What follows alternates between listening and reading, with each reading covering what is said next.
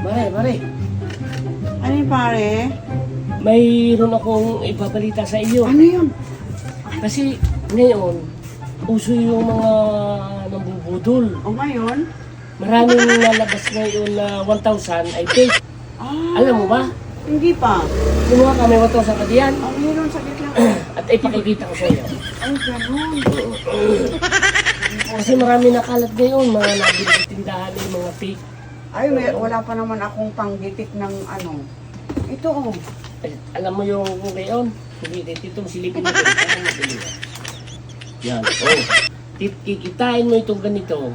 Kaya yan, may mga mata yan. Pag yan ay walang mata o kaya pikit, yan.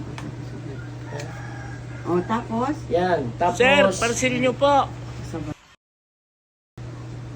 Ay, sandali lang. Ito.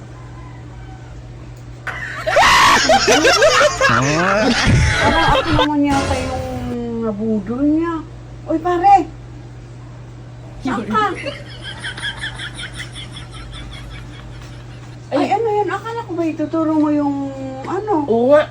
Eh kaya lang, dumaan yung parcel ko eh. Ihiram ko na lang muna yung 1,000 mo.